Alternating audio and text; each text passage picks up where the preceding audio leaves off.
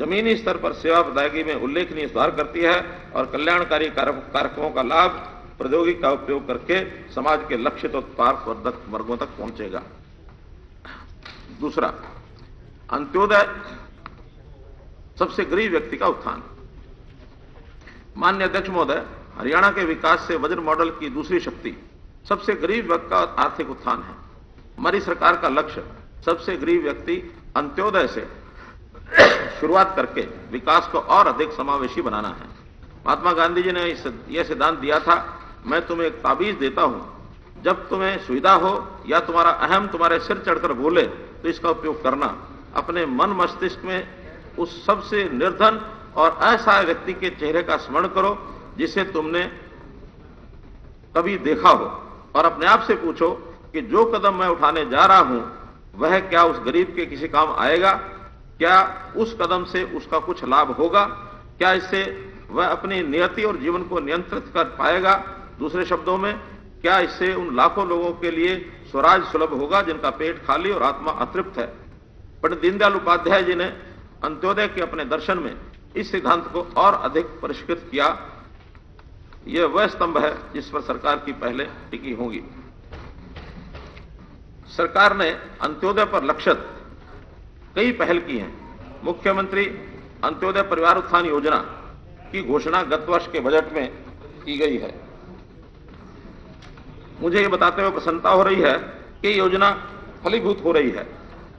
1 लाख रुपए प्रति वर्ष से कम पारिवारिक आय वाले 1.5 लाख परिवारों को नवंबर-दिसंबर 2021 में प्रत्येक जिले में ब्लॉक स्तर पर आयोजित अंत्योदय उत्थान मेलों में व्यक्तिगत रूप से आमंत्रित किया गया। इन मेलों में संस्थागत ऋण, सामाजिक सुरक्षा, कौशल सृजन, मजदूरी आधारित रोजगार आदि क्षेत्रों में विभिन्न योजनाओं और कार्यक्रमों के तहत चिन्हित 41,371 लाभार्थी परिवारों को उनकी इच्छा और क्षमता के आधार पर लक्षित अंतक्षेप प्रदान किए गए। हमें इन लाभार्थियों की आय बढ़ाने में सफलता मिली है। अंत्योदय उत्थान मेलों का दूसरा चरण 2 मार्च से शुरू हो गया है। मुझे आशा है कि योजना हरियाणा में अंत्योदय परिवारों को स्थायी आजीविका उपलब्ध करवाएगी। ये योजना अब तक जारी रहेगी, तब तक जारी रहेगी जब तक राज्य में प्रत्येक अंत्योदय परिवार की आय नहीं बढ़ जाती। मुझे उम्मीद है कि 22-23 में राज्य के अतिरिक्त 2 लाख परिवार कवर कर लिए जाएंगे। मौजूदा योजनाओं में उपयुक्त संशोधन किया जाएगा। जहां आवश्यक होगा अंत्योदय की आवश्यकता के अनुरूप नई योजनाएं भी शुरू की जाएंगी, ताकि महात्मा गांधी और पंडित दीनदयाल जी के सपनों को साकार करने के प्रयासों में कमी न रहे। मुख्यमंत्री परिवार समृद्धि योजना एक और स्तंभ है जो सबसे गरीब व्यक्ति को सामाजिक सुरक्षा तंत्र मुहैया करवाती है। प्रधानमंत्री सुरक्षा बीमा योजना के तहत 48 लाख लाभार्थियों और प्रधानमंत्री जीवन ज्योति बीमा योजना के तहत 17.53 लाख लाभार्थियों को कवर किया गया है। मुद्रा योजना के तहत छोटे व्यापारियों और महिलाओं एवं अनुसूचित जाति के लाभार्थियों के लिए स्टैंड अप इंडिया योजना के तहत 2078 करोड़ रुपए का किफायती ऋण प्रदान किया गया है। परिवार पहचान पत्र में स्थापित आय के आधार पर सार्वजनिक वितरण प्रणाली तथा आयुष्मान भारत में सबसे गरीब परिवारों का समावेश भी मार्च 2022 से शुरू हो चुका है। अंत्योदय परिवारों को अपने बीपीएल का राशन कार्ड या आयुष्मान भारत कार्ड लेने के लिए किसी भी सरकारी कार्यालय में नहीं जाना पड़ेगा, बल्कि पात्रता के आधार पर उन्हें घर द्वार पर ही उनके अधिकार देने के लिए राज्य उन तक पहुंच जाएगी, के लिए सरकार उन तक पहुंच जाएगी। तीसरा है सतत विकास, सस्टेनेबल डेवलपमेंट। माननीय अध्यक्ष महोदय, 17 एसडीजी प्रोग्राम सभी के बेहतर और स्थायी भविष्य की इस रूपरेखा प्रदान करते हैं।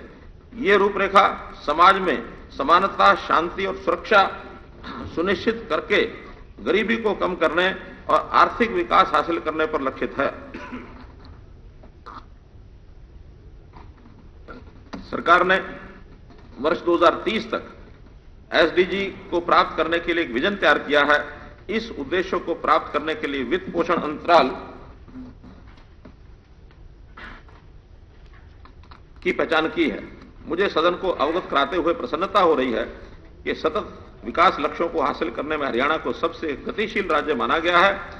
इस बजट में भी मैंने एसडीजी में तेजी लाने और वित्त पोषण अंतराल को सीमित रखने पर बल दिया है। हम निजी क्षेत्र के साथ भी भागीदारी करेंगे ताकि इसकी क्षमता का लाभकारी ढंग से उपयोग किया जा सके। कई एसडीजी स्थानीय निकायों के दायरे में हैं और एसडीजी को हासिल करने में उनकी महत्वपूर्ण भूमिका है।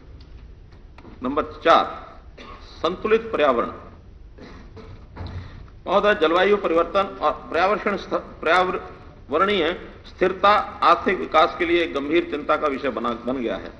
15वां वित्त आयोग ने जलवायु परिवर्तन और पर्यावरणीय स्थिरता के कारक को 10% भारिता के साथ वन और पारिस्थितिकी शीर्ष के तहत राज्यों के लिए परस्पर भागों की गणना के निर्धारकों में से एक माना है।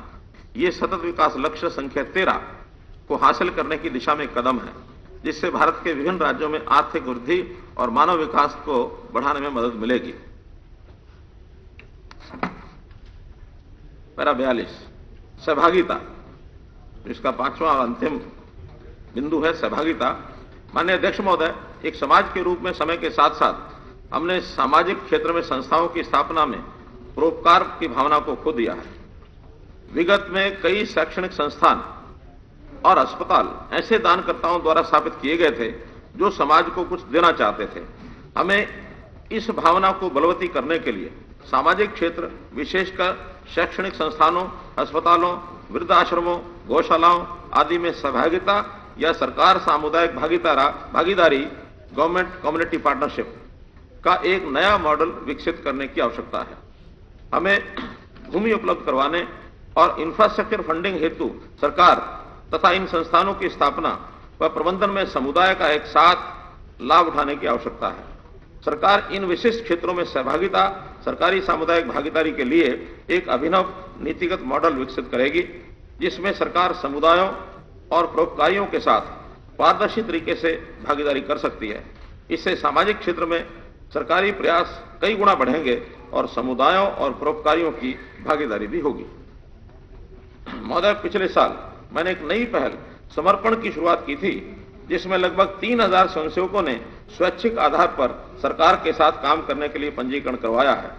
अप्रैल 2020 में लॉकडाउन के दौरान जनसेवा की भावना से ओतप्रोत कई व्यक्ति लॉकडाउन के प्रभाव को कम करने के लिए अपनी सेवाएं देने के लिए स्वेच्छा से आगे आए थे।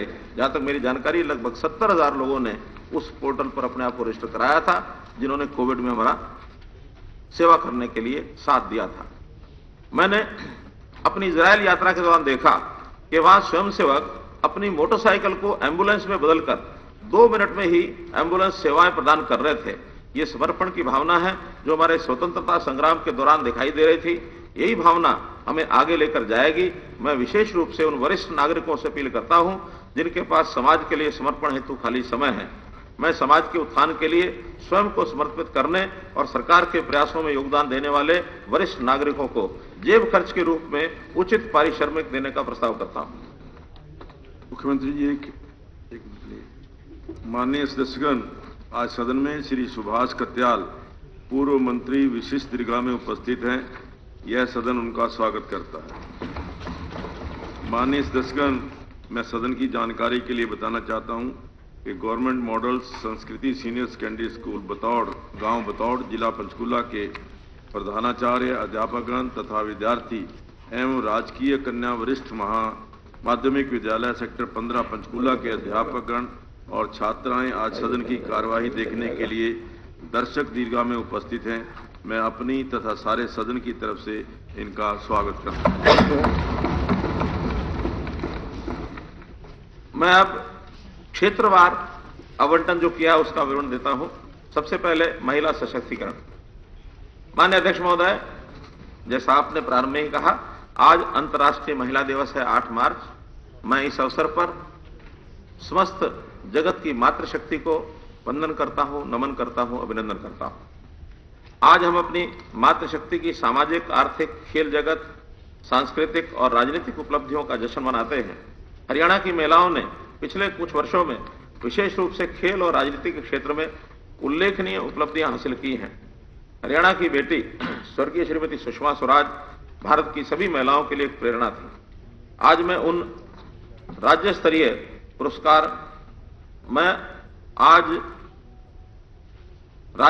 पुरस्कार सुषमा स्वराज पुरस्कार की घोषणा करता हूं, यह पुरस्कार हरियाणा की उन महिलाओं को प्रदान किया जाएगा जिन्होंने राष्ट्रीय और अंतर्राष्ट्रीय क्षेत्र में जीवन के विभिन्न क्षेत्रों में महत्वपूर्ण योगदान दिया या उल्लेखनीय उपलब्धियां की हैं। सुषमा स्वराज पुरस्कार में एक प्रशस्ति पत्र व 5 लाख रुपए की पुरस्कार राशि दी जाएगी। मैं सदन के सभी माननीय सदस्यों को एक बात और स्मरण कराना चाहता हूं कि हमारे लिए गौरव का विषय है कि इस गरिमापूर्ण सदन का प्रथम अध्यक्ष होने का गौरव एक महिला को जाता है और श्रीमती शन्नो देवी हरियाणा विधानसभा की पहली अध्यक्ष बनी थी। इसी तरह विधानसभा का प्रथम उपाध्यक्ष होने का गौरव भी श्रीमती लेखवंती जैन के रूप में एक महिला को ही प्राप्त है। महिलाओं के संबंध में डॉक्टर अंबेडकर जी ने एक बहुत ही मन को छू देने वाली बात जो कही थी, I measure the progress of a community by the degree of progress which women have achieved. इसलिए इस अवसर पर मैं उनके नाम का उल्लेख करना आवश्यक मानता हूं। हमें उद्यमिता की भावना को बढ़ावा देने के लिए, आर्थिक उत्थान के लिए उठाए गए कदमों की सराहना और समर्थन करना चाहिए।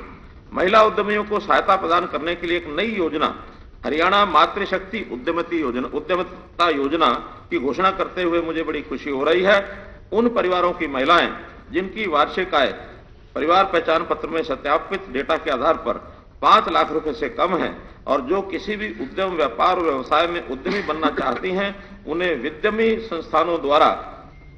संस्थानों द्वारा 3 लाख रुपए तक के आसान ऋण प्रदान किए जाएंगे। इस ऋण पर हरियाणा महिला विकास निगम के माध्यम से 3 वर्ष के लिए 7% की ब्याज दर की सहायता दी जाएगी। इस स्कीम के बारे में महिला और बाल विकास द्वारा विस्तृत जानकारी शीघ्र अधिसूचित की जाएगी। मुझे आशा है कि ये योजना महिला उद्यमियों को समाज में नई संभावनाएं तलाशने और आगे बढ़ने में सक्षम बनाएंगी। बड़े शहरों में कामकाजी महिलाओं को सुरक्षित और किफायती आवास की समस्या का सामना करना पड़ता है। इसके लिए 3 शहरों फरीदाबाद, गुरुग्राम और पंचकुला में ऐसे मकान बनाए जाएंगे जो महिला हॉस्टल के रूप में कामकाजी महिलाओं को सुरक्षित और किफायती आवास प्रदान करने के लिए सहयोगी होंगे।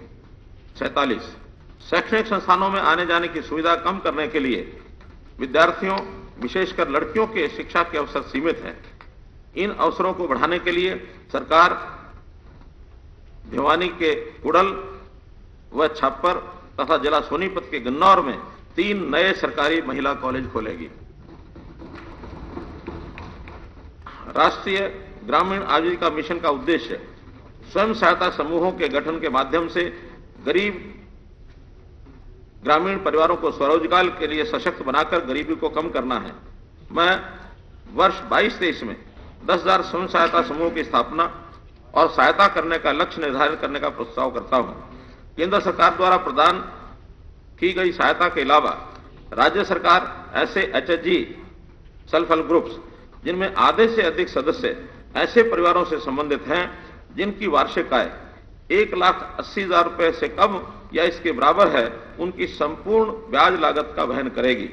मुझे आशा है कि इस कदम से ऐसे परिवारों को कम से कम 50,000 महिलाओं को लाभकारी स्वरोजगार के लिए धन प्राप्त होगा और वे बढ़ी हुई आय से अपने परिवारों को सहायता संपन्न कर सकेंगे। मैं इस सम्मानित सदस्य का आभारी हूं कि विधानसभा ने पंचायती राज संस्थाओं में महिलाओं का प्रतिनिधित्व बढ़ाकर सभी स्तरों पर कुल सीटों का आधा करने के लिए कानून पारित किया है। मुझे आशा है कि पंचायती राज संस्थाओं के आगामी चुनाव में इस बड़े कदम से स्थानीय स्वशासन संस्थाओं में महिलाओं को उनका उचित स्थान मिलने में सही मायनों में महिला सशक्तिकरण होगा। कृषि। माननीय अध्यक्ष महोदय, कृषि और संबद्ध गतिविधियों का राज्य के वर्तमान मूल्य पर कुल सकल मूल्य वर्धित 21-22 में 17% का योगदान रहा है। मेरी फसल मेरा ब्यौरा ऐसा सरकारी प्राथमिक मंच है जिससे सरकार ने कई पहल की है। मेरी फसल मेरा ब्यौरा के माध्यम से न्यूनतम समर्थन मूल्य पर 14 फसलों की खरीद की जा रही है। बीज विकास कार्यक्रम, पराली प्रबंधन, मुख्यमंत्री बागवानी बीमा योजना और भावांतर भरपाई योजना आदि को मेरी फसल मेरा ब्यौरा के माध्यम से सुगम बनाया गया है। प्रदेश में 9 लाख से अधिक किसानों ने 62 लाख एकड़ का पंजीकरण कराया है। भारत में ऐसा कोई अन्य राज्य नहीं है जो किसानों की ऐसी सुविधा प्रदान कर रहा हो। खरीफ 2021 के दौरान भारी बारिश, बाढ़ और कीटों के हमले से प्रभावित किसानों को मुआवजे के रूप में 561 करोड़ रुपए की राशि जारी की गई है। मैं प्रदेश के मेहनतकश किसानों को विश्वास दिलाना चाहता हूं कि सरकार जरूरत के समय उनके साथ हमेशा खड़ी रहेगी। मैं सतत कृषि को बढ़ावा देने की वर्तमान योजना के तहत प्राकृतिक खेती पर एक नया कार्यक्रम शुरू करने का प्रस्ताव करता हूं। प्राकृतिक और जैविक खेती को बढ़ावा देने के लिए 3 साल का उत्पादन आधारित प्रोत्साहन कार्यक्रम 100 क्लस्टर में प्रति क्लस्टर की कम से कम 25 एकड़ भूमि पर शुरू किया जाएगा। इस कार्यक्रम के तहत प्रमाणन, ब्रांडिंग और पैकेजिंग और पहले 3 वर्षों में उत्पादन की हानि पर मुआवजे के लिए वित्तीय प्रोत्साहन दिया जाएगा। योजना का विवरण कृषि एवं विकास कल्याण विभाग द्वारा अलग से अधिसूचित किया जाएगा। संयुक्त राष्ट्र संघ ने वर्ष 2023 को अंतर्राष्ट्रीय मोटे अनाज का वर्ष घोषित किया है। हरियाणा बाजरे की खेती के लिए जाना जाता है। खरीफ 2018 में हमने न्यूनतम समर्थन मूल्य पर बाजरे की खरीद शुरू की है। गत वर्ष हमने बाजरा किसानों को 600 रुपये प्रति क्विंटल की दर से सहायता प्रदान की और डीबीटी के माध्यम से किसानों को 482 करोड़ रुपए की अदायगी भी की गई है। इसे और आगे बढ़ाने के लिए बाजरे की कटाई के उपरांत प्रबंधन और ब्रांडिंग के लिए 50 करोड़ रुपए की राशि का अलग से प्रावधान करने का मेरा इरादा है, ताकि बाजरे की सतत मांग को पूरा किया जा सके और हरियाणा के किसान को उसकी उपज का बेहतर मूल्य मिल सके। यह सहायता हरियाणा के किसानों से बाजरा खरीदने वाले एफपीओज को प्रदान की जाएगी। बाजरा और अन्य मोटे अनाजों के अनुसंधान के लिए भिवानी में एक क्षेत्रीय अनुसंधान केंद्र स्थापित किया जा रहा है और उत्पादकता में सुधार के लिए प्रशिक्षण दिया जाएगा, ताकि बाजरा किसानों की आय में वृद्धि हो। जल संरक्षण को बढ़ावा देने के लिए कपास उत्पादक जिला सिरसा और फतेहाबाद में सूक्ष्म सिंचाई को प्रोत्साहन दिया जाएगा। केंद्रीय बजट के विजन के अनुरूप कृषि में नई और उभरती प्रौद्योगिकियों जैसे कि नैनो फर्टिलाइजर, डिजिटल कृषि, ड्रोन का उपयोग, कृत्रिम प्रज्ञा और प्रिसीजन फार्मिंग आदि को बढ़ावा दिया जाएगा। प्रदेश में 25 लाख मृदा नमूने लेकर और किसानों तथा मेरी फसल मेरा ब्यौरा से जुड़े किसानों तथा प्रयोगशालाओं को मृदा स्वास्थ्य कार्ड देकर वर्ष 2021 में शुरू किए गए मृदा स्वास्थ्य अभियान में और तेजी लाई जाएगी। मैं प्रस्ताव करता हूं कि गर्मी के मौसम में पैदा की गई मक्का की खरीद के लिए भी वही न्यूनतम समर्थन मूल्य दिया जाएगा जो खरीफ मक्का के लिए भारत सरकार द्वारा घोषित किया जाएगा। मुझे उम्मीद है कि इस निर्णय से राज्य के मेहनतकश किसानों का विश्वास और मजबूत होगा कि सरकार हर समय उनके साथ खड़ी है। एचएसएमबी द्वारा विकसित की जाने वाली प्रस्तावित नई ग्रामीण सड़कें उनके विकास में तेजी लाने के लिए मैं एचएसएमबी को 200 करोड़ रुपए का अनुदान प्रदान करने का प्रस्ताव करता हूं। मुझे उम्मीद है कि इस अनुदान से एचएसएम मार्केटिंग बोर्ड आगामी 2 वर्षों में 5 क्रम चौड़ाई की सभी सड़कों के निर्माण के लिए गत वर्ष के बजट में की गई घोषणा के क्रियान्वयन को पूरा करने में सक्षम होगा। मुझे ये बताते हुए हर्ष हो रहा है कि हरियाणा देश में एक महत्वपूर्ण बागवानी केंद्र के रूप में उभरा है। हार्टिकल्चर विजन के अनुसार वर्ष 2030 तक बागवानी क्षेत्र को दुगुना और उत्पादन को 3 गुना करने की योजना है। अनूठे फसल समूह विकास कार्यक्रम के तहत ताजा फल और सब्जियों के लिए संपूर्ण आपूर्ति श्रृंखला स्थापित करने वाला हरियाणा देश का पहला राज्य होगा। सरकार वर्ष 22-23 में 100 पैक हाउस की स्थापना के लिए सहायता प्रदान करेगी।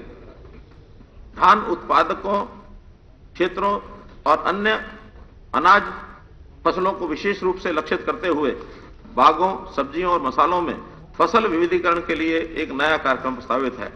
वर्ष 22-23 में कुल 20,000 एकड़ क्षेत्र को इस कार्यक्रम के तहत लाने का लक्ष्य रखा गया है। राज्य में बागवानी मशीनरी को बढ़ावा देने और किसानों को किराए पर मशीनें उपलब्ध करवाने हेतु 5 मशीन बैंक केंद्रों की स्थापना के लिए एक नया कार्यक्रम प्रस्तावित है।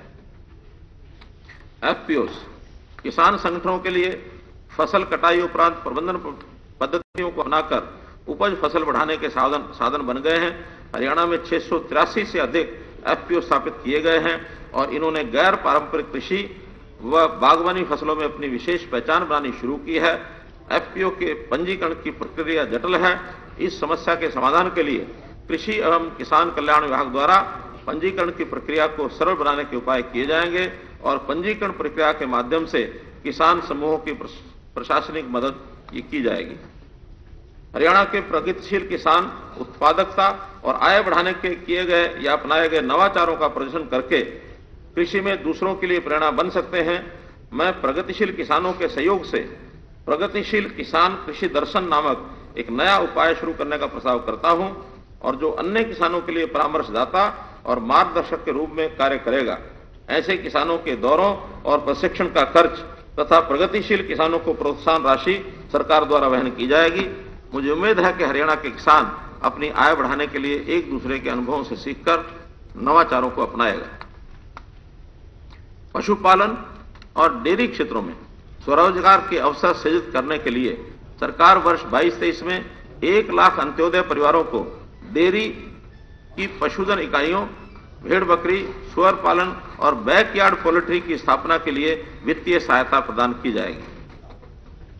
उच्च गुणवत्ता के पशुपालन को प्रोत्साहन करने के लिए सरकार द्वारा किसानों को साहिवाल, हरियाणा और बेली नस्ल की गायों की औसत दैनिक दुग्ध क्षमता के आधार पर प्रोत्साहन राशि प्रदान की जाती है। मैं एम्ब्रियो ट्रांसफर टेक्नोलॉजी ईटीटी घटक को शामिल करने का प्रस्ताव करता हूं, जिसमें पशुपालक किसानों को देशी नस्ल के दुधारू पशुओं में ईटीटी अपनाने के लिए प्रोत्साहित किया जाएगा और ईटीटी से पैदा होने वाले बछड़ों के लिए 10,000 रुपए का प्रोत्साहन प्रदान किया जाएगा। इससे अच्छी गुणवत्ता वाले देसी पशुओं की संख्या और दुग्ध उत्पादन में वृद्धि होगी।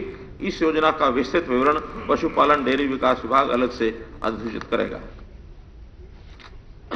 पशुपालन इकाइयों का प्रावधान मुख्यमंत्री अंत्योदय परिवार उत्थान योजना के लाभार्थियों द्वारा अपनाई गई सबसे अहम योजना है।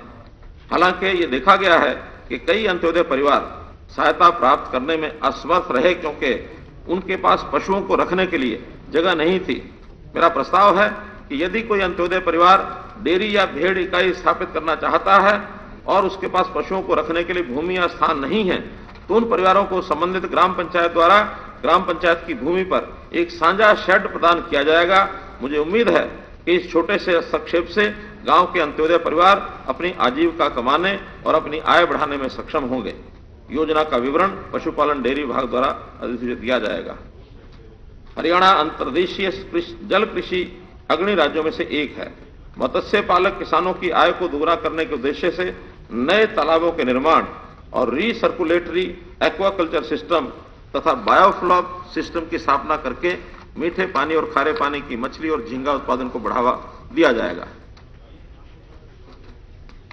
प्रधानमंत्री मत्स्य संपदा योजना के तहत राज्य सरकार सार्वजनिक निजी भागीदारी पद्धति के माध्यम से जिला झज्जर में एक अत्याधुनिक थोक मछली बाजार स्थापित करने जा रही है।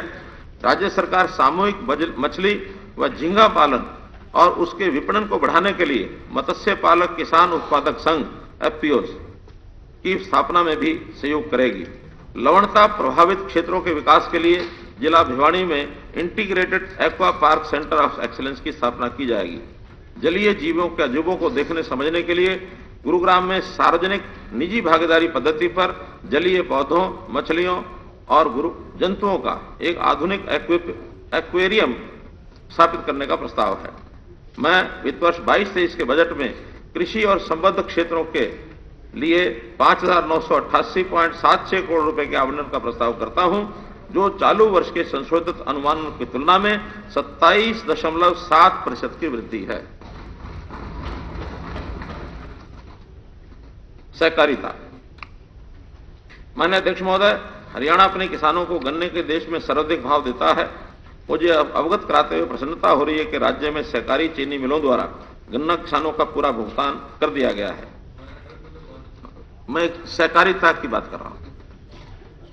हैफेड द्वारा रामपुरा में 150 टन प्रतिदिन क्षमता का एक नया तेल मिल, रोहतक में एक मेगा फूड प्रोजेक्ट, यमुनानगर के रादौर में एक हल्दी powder plant, turmeric oil extraction plant और 500 मीट्रिक टन क्षमता के कोल्ड स्टोरेज और जाटूसाना रेवाड़ी में आटा मिल की स्थापना की जा रही है।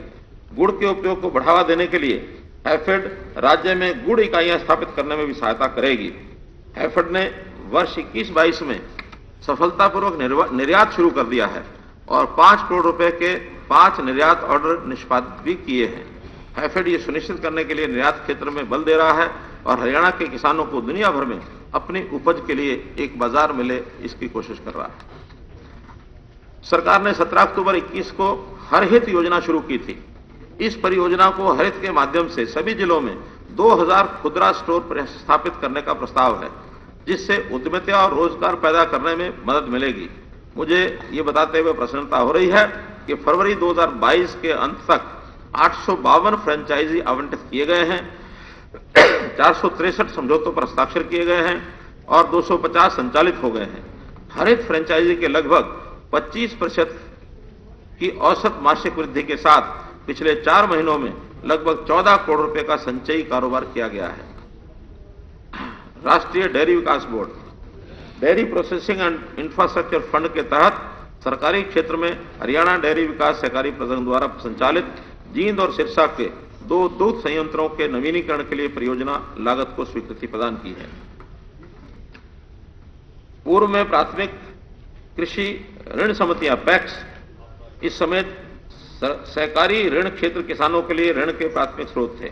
हालांकि इस क्षेत्र की उपेक्षा और अन्य विभिन्न कारणों से पैक्स के पास बड़ी मात्राओं में गैर निष्पादित परिसंपत्तियां हैं और किसानों के ऋण प्रभावित होते हैं।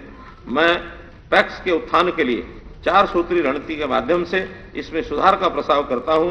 सबसे पहले विवादों का समाधान अम्ब्रेला के तहत एक मुश्त निपटान योजना लागू करने का प्रस्ताव करता हूं, जिसके तहत 30 नवंबर 2022 तक फसली ऋण या अन्य लघु या मध्यम अवधि के ऋण की मूल राशि का भुगतान करने पर दंडात्मक ब्याज समेत किसान के ब्याज की पूरी राशि माफ कर दी जाएगी। ये निपटान योजना पैक्स और डीसीसीबी के ऋणों पर लागू होगी। दूसरे, सभी पैक्स को पूरी तरह से कंप्यूटरित किया जाएगा ताकि वे वित्तीय लेन देन के लिए कोर बैंकिंग सिस्टम से जुड़े रहें और ऋण देने से पहले ऋण पृष्ठभूमि की जांच कर सकें। तीसरा, गैर निष्पादित संपत्तियों यानी एनपीए को परिवर्तित करने तथा पैक्स और डीसीसीबी को उनके पोर्टफोलियो को खराब परिसंपत्तियों के बोझ से राहत दिलाने के लिए एक परिसंपत्ति पुनर्निर्माण कंपनी बनाई जाएगी। अंत में पैक्स को वित्तीय और प्रशासनिक रूप में व्यवहार्य बनाने के लिए इनका एकीकरण किया जाएगा। वेयर हाउसिंग, कृषि उपकरणों की कस्टम हायरिंग और उर्वरक प्रबंधन जैसे अतिरिक्त क्षेत्र जो किसानों के लिए महत्वपूर्ण हैं और जिनमें पैक्स के लिए राजस्व अर्जित करने और किसानों को सुविधाएं प्रदान करने की क्षमता है, को अपनाने के लिए पैक्स को मजबूत किया जाएगा। इन कदमों से मुझे विश्वास है कि सहकारी ढांचा किसान की सहायता के लिए एक विश्वसनीय संस्था के रूप में अपनी वास्तविक भूमिका निभाना शुरू कर देगा। मैं वित्त वर्ष 22-23 के बजट में सहकारिता क्षेत्र के लिए 1537.35 करोड़ रुपए आवंटित करने का प्रस्ताव करता हूं, जो 21-22 के बजट अनुमानों से 20.6% की वृद्धि है। पर्यावरण, वन एवं जलवायु परिवर्तन, इस ग्रह पर हम सभी के समक्ष सबसे महत्वपूर्ण चुनौतियों में से एक है। सरकार ने इस चुनौतियों का सामना करने के लिए स्वयं को और लोगों को तैयार किया है तथा इस दिशा में अपेक्षित कदम उठा रही है। राज्य सरकार हर जिले में वायु प्रदूषण संभावित हॉटस्पॉट की पहचान करने और हर संभव तरीके से प्रदूषण को कम करके उन्हें ग्रीन स्पॉट में परिवर्तित करने हेतु सभी अपेक्षित हस्तक्षेप करने का प्रस्ताव है। यदि आवश्यक हुआ तो इन चिन्हित हॉटस्पॉट में प्रदूषण को कम करने के लिए विशेष धनराशि उपलब्ध करवाई जाएगी। राज्य में मौजूदा 29 सतत परिवेशी वायु गुणवत्ता केंद्रों के अतिरिक्त मैं वायु गुणवत्ता की निगरानी के साथ साथ आम जन में जागरूकता पैदा करने के लिए प्रदेश भर में 100 वायु गुणवत्ता निगरानी केंद्र स्थापित करने का प्रस्ताव कर रहा हूं। पर्यावरण संरक्षण और संवर्धन के क्षेत्र में उत्कृष्ट योगदान को मान्यता देते हुए मैं हरियाणा के प्रख्यात पर्यावरणविद स्वर्गीय श्री दर्शनलाल जैन के नाम पर एक नया पुरस्कार शुरू करने का प्रस्ताव करता हूं, दर्शनलाल जैन पुरस्कार। इसमें 2 व्यक्तियों को क्रमशः 3 लाख रुपए और 1 लाख रुपए की पुरस्कार राशि प्रदान की जाएगी।